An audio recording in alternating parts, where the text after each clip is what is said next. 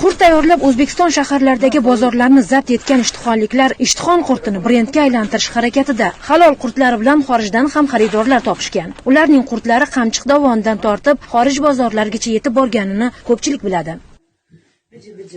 Kuni kecha chakkini oyoqda qorib, qurtlari bilan bozorlarni ham zabt etmoqchi bo'lgan qurtchilar videosi tarqaldi.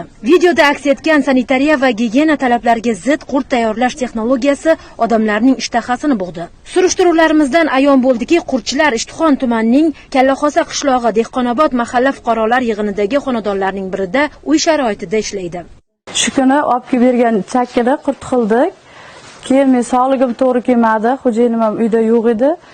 Keyin shu qo'lim kuchi yetmasdan oyoq kiyim bilan nima qilib chakki qurt tayyorladim-da. Xo'p, uni kim tasvirga oldi keyin?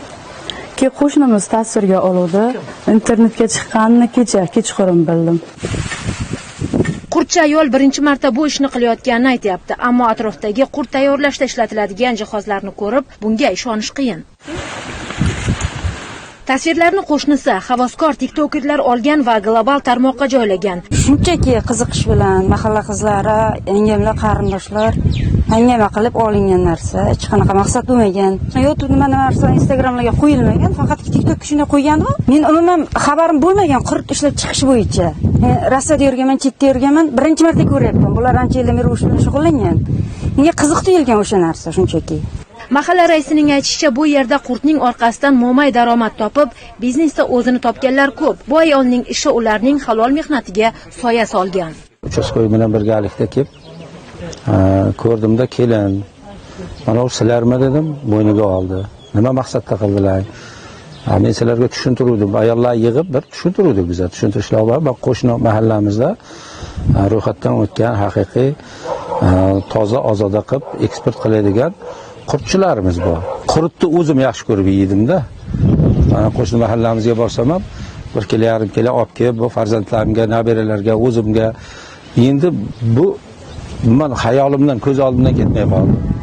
Bu kelinni kelib shunday qilsan, kelin buni toza ozoda qilib bu yoqda ko'rganmiz, u qo'shni mahallada tadbirkorlarda juda chiroyli holatda qilinadi. Kuchim yetmadi, yaqinda farzandli bo'lgan, u bahona bo'la olmaydi. Chunki vijdon bo'lish kerak insonda, o'zida, har bir insonning o'zida vijdon. Bolamga yediryapman shuni, yo o'zim yeyman. Shu yerda qiladiganda bolalari, yosh bolalar bor, yeyish mumkin-ku.